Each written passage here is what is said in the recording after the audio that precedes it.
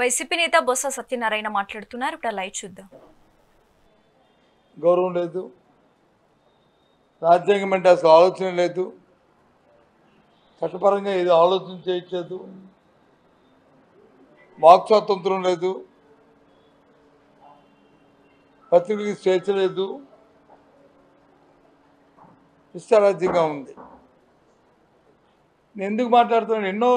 ఎన్నో సందర్భాలు జరిగాయి. ఈ 16 నెలల 18 నెలల కాలంలో. కానీ నిన్న మొన్న రాత్రి జరిగిన సంఘటన చూసుకుంటే మా వైసీపీ పార్టీకి సంబంధించిన వ్యక్తి స్పోక్స్ పర్సన్ మాట్లాడుతుంటే ఆయన తీసుకుపోయి ఉదయం ఇంటికి వెళ్ళి పోలీసు వెళ్ళి ఆయన్ని అనంతపురం జిల్లా తీసుకెళ్ళి గుంతకల్లు తీసుకెళ్ళి అక్కడ రాత్రి వరకు ఉంచి వివిధ రకాలైన ప్రశ్నలు వేసి రాత్రి అరెస్ట్ చూపెట్టడం, తదుపరి న్యాయమూర్తి గారు వచ్చి ఓ 2 చీవాట్లు పెట్టిన తర్వాత వారిని విడిచిపెట్టిన సందర్భాన్ని ఒకసారి గుర్తు చేస్తున్నాం. మీ పత్రికా ముఖంగా అడుగుతున్నాను, ఈ ప్రభుత్వాన్ని, పోలీసు వ్యవస్థను కూడా అడుగుతున్నాను. ఆయన ఏం మాట్లాడాడు? ఏదైతే కదా 10 రోజులుగా రాష్ట్రంలో వచ్చి చర్చ ఏదైతే జరుగుతుందో తిరుమల తిరుపతి దేవస్థానం సంబంధించిన అంశాల్లో, పరకామణ అంశంలో ఏదైతే జరుగుతుందో దానికి సంబంధించిన వ్యక్తి వచ్చి మొన్న వచ్చి చనిపోవడం, రైల్వే పట్టాల మీద శవం ఉండడం, దాన్ని వచ్చి అధికార పార్టీ హత్యని కాదు, అది చనిపోయింది ఆత్మహత్యని ప్రతిపక్ష పార్టీగా మా తాలూకా ఉద్దేశాన్ని, మా భావాన్ని మా అధికార ప్రతినిధి వచ్చి మా స్పోక్స్పర్సన్ చెప్తే ఆయన్ని వచ్చి అరెస్ట్ చేసి తీసుకెళ్తారా?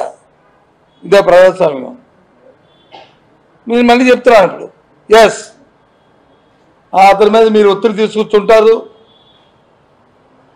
లేని మాటలతో చెప్పించిన ప్రయత్నం చేస్తుంటారు. అందుకే ఆ ఒత్తిడి తట్టుకోలేక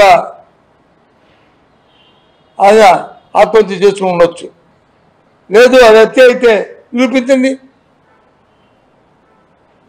చేసి హత్య చేసిన వాళ్ళని చర్య తీసుకుని అవుతున్నాడు మిమ్మల్ని.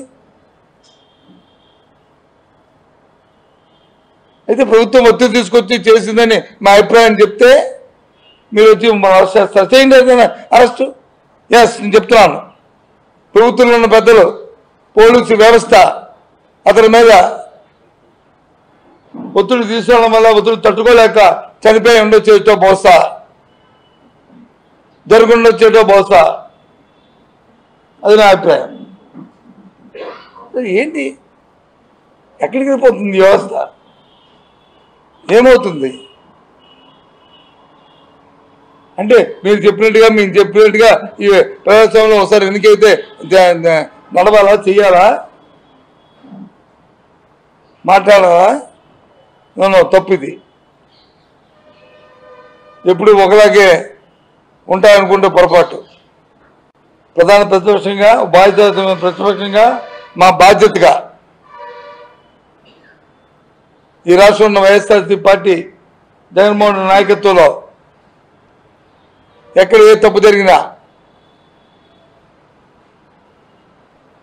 ఎక్కడ ఏం జరిగినా దాని మీద మా అభిప్రాయాన్ని నిస్సంకోచంగా, నిర్మోహమాటంగా